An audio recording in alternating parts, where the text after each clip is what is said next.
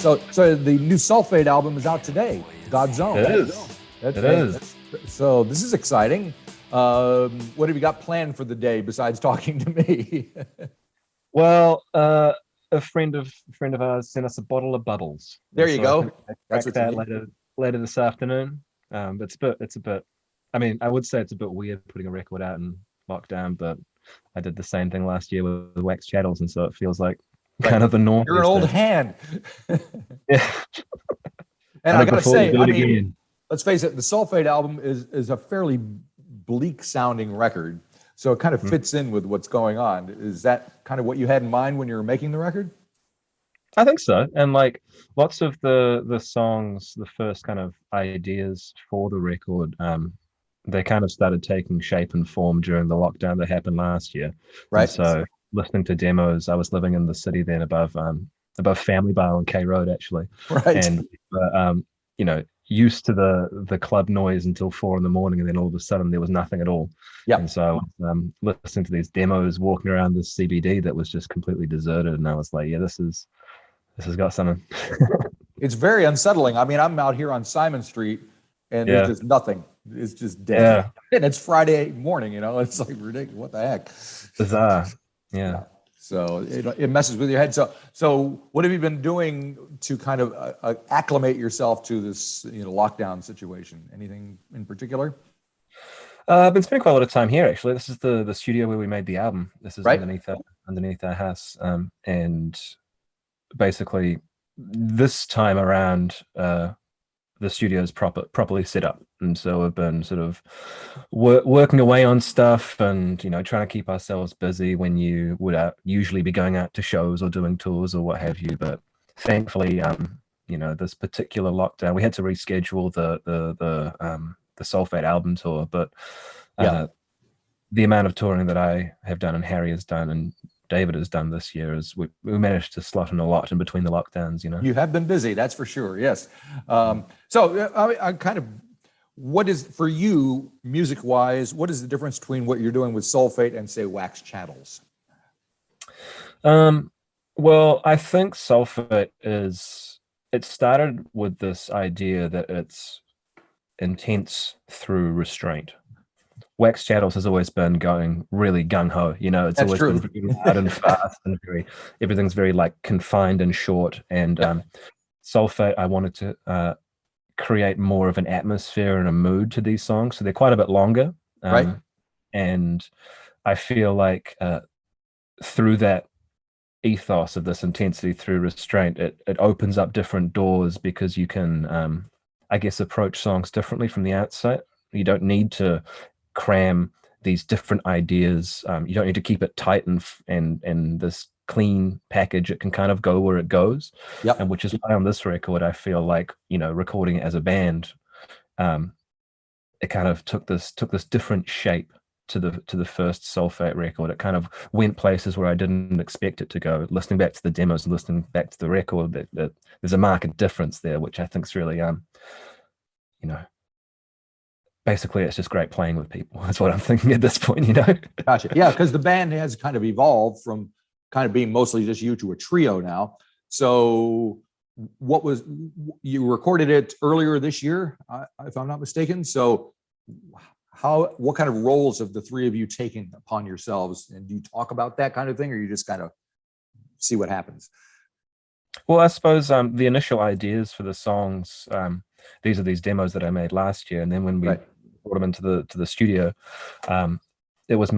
we had a few days, practicing as workshopping ideas, and the songs gradually morphed a little bit. And then when we were actually tracking, we further made changes, I guess. This is the live band tracking, and then I guess there was more involvement from the other two. And Harriet, who plays bass on the record and sings on a number of the songs, she sang on one song on the first record, but was like a guest feature. Right. Whereas this is much more of it was, I guess, listening to each other and listening to each other's opinions and listening to each other's sounds, I guess, and seeing where it went. Okay. Yeah, one track I wanted to touch on was Only Half Awake. which is kind of dark and ominous sounding. Is there a saxophone in there as well?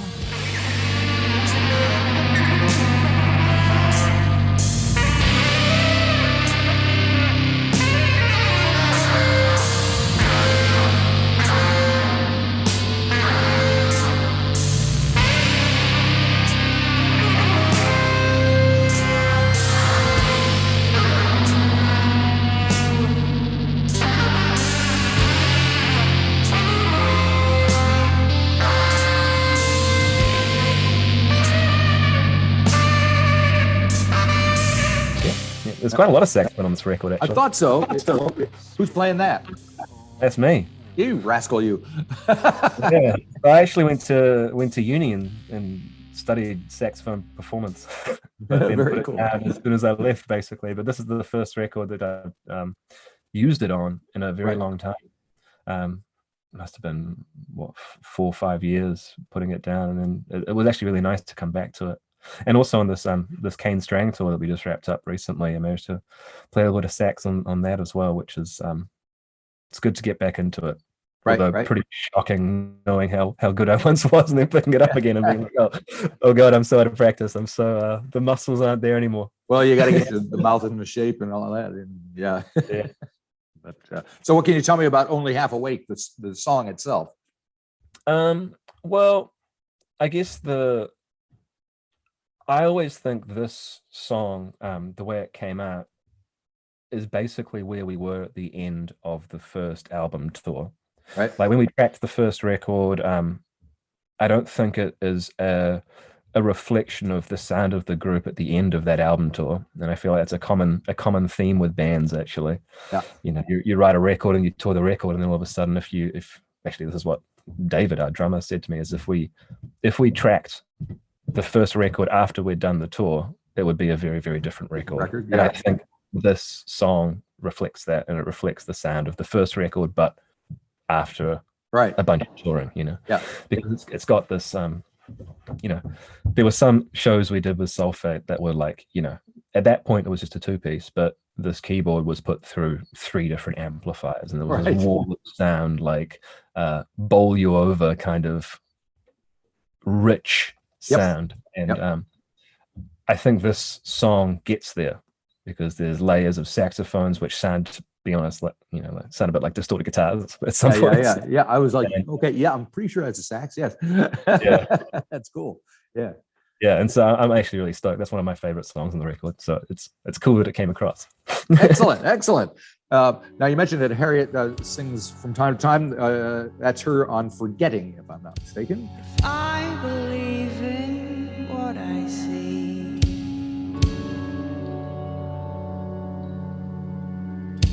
If I'm imagining a scene,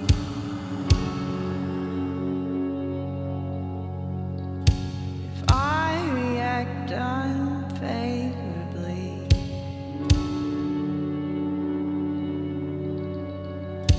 if I forget the rest of things. That's right. So how did that occur? Did somebody decide, hey, you should sing this one, or you should? How do those decisions get made within the band? Well, I suppose I was thinking that it's nice to, when you listen to a record, I always think of you know, long form albums and stuff. You need to have peaks and troughs. Right. You need to have some variation. And so when you flip that first side over and you're onto the B side, it starts with this you know, warbly space. Everything's got a lot of space to it, and so when Harry's vocals come in, it almost sounds like a different band, and you think, oh wow, what's going on here? Right. If I got the wrong mispressing. Yeah, totally. And having that kind of variation, but still having the same, you know, emotional energy to tie it all together, I think makes a really powerful record and a really engaging record as well. Yeah, definitely. Yeah. And so what did they feel like, the sessions themselves? What was the vibe between the three of you when you were actually recording these songs? Because it is a bleak sounding record. So were you guys kind of moping around, or was it an invigorating experience? What did it feel like to you? feel like, and I think this is a general theme with lots of people who make heavier music, is that people are lovely and pleasure, a pleasure to be around. I have found that myself. I've interviewed a lot of people, and I love talking to metal people. Yes, great. They're like the friendliest people on the planet. Totally, it's almost like a catharsis because you get it out in one particular form, and there's a focus there for sure. Yeah. There's a power to what you're doing, and there's that kind of you need to be able to switch on almost to create this. But in terms of the sessions themselves and the vibe in the studio, we're at home. We stopped and we made toasties for lunch. It was a fun time. Very well. That's good to know. And I mean, I alluded to the fact that I've seen you playing around a lot over the past few months. As a musician, what does it do to you when you've been doing all that and now you're suddenly locked down and you can't do any of that? Well, I mean, I'm very thankful for having this space where I can still be creative, because I've got friends who are, stuck in apartments, say, or, they have an acoustic guitar and all of a sudden there's that limitation. There's something benefit, something cool to having that limitation, but I feel like I'm in a good mental space to be still creative. I'm not I don't feel the weight of the lockdown like I know other people do as well, which is good. I mean, last year I got pretty down with the Wax Chattels release that was put out during lockdown, and the tour that we had, which thankfully happened this year, but it was postponed a couple of times, and it was like, here we go again. But I guess I've kind of resigned myself to that fact this time around. So like I said, I've seen you all over the place.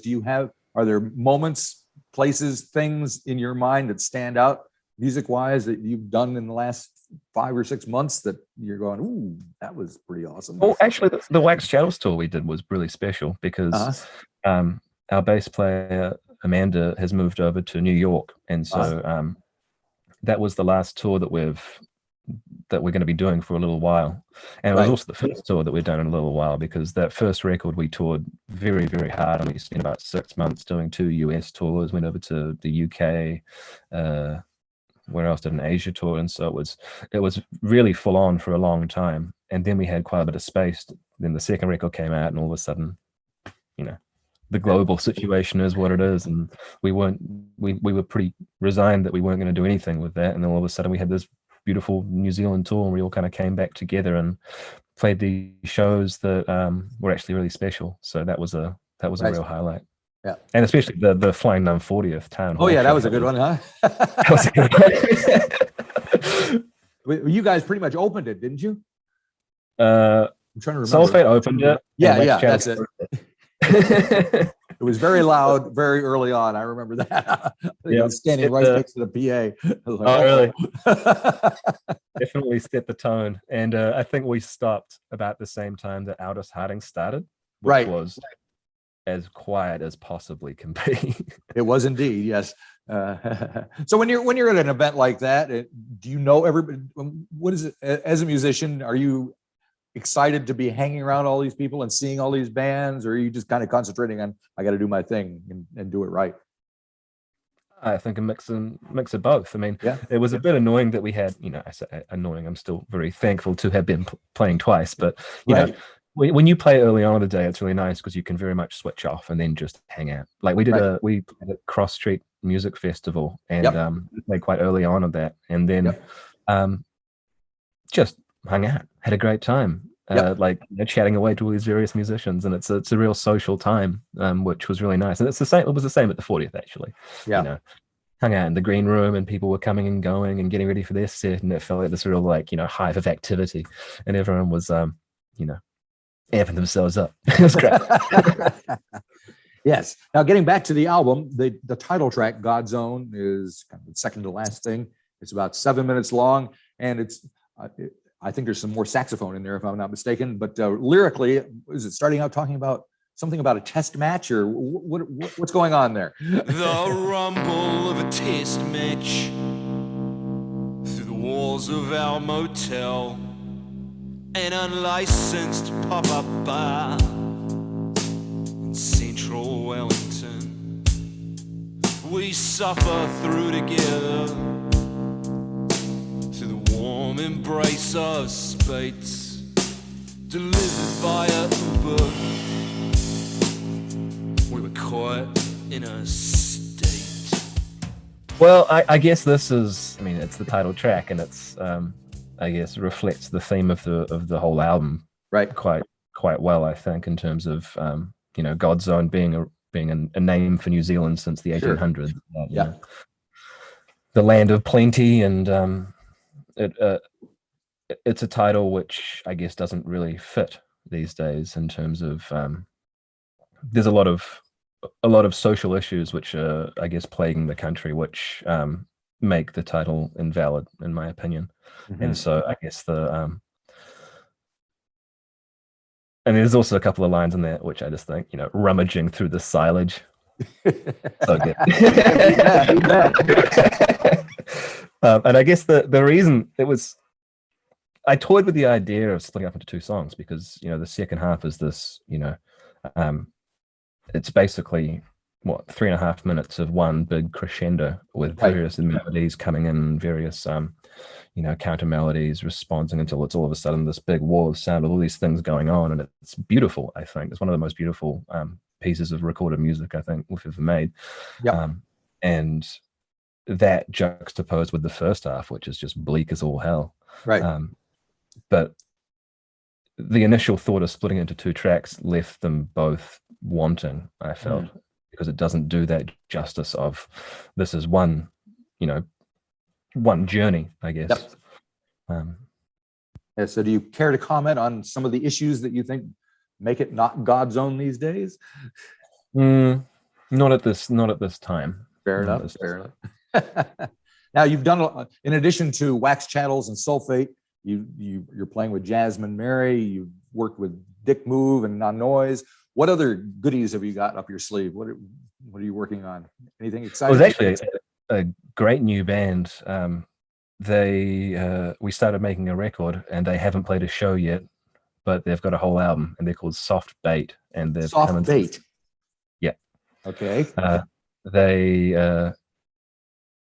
It's a 4-piece, Right. and it's kind of like Aussie 80s post-punk.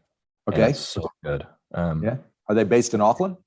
Based in Auckland. Yeah. It's a couple of guys from Dunedin who moved up here recently, someone from Wellington, and they're just really ripping, and it's like, you got to play some shows. And so I think they're actually going to be playing the Sulfate album show, which is going to be their first show, which is perfect.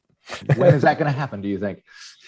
Well, it's the new rescheduled date is on the 30th of October, Okay. which I'm like, that sounds about right, provided Yeah. we don't have Another something that we can't see coming.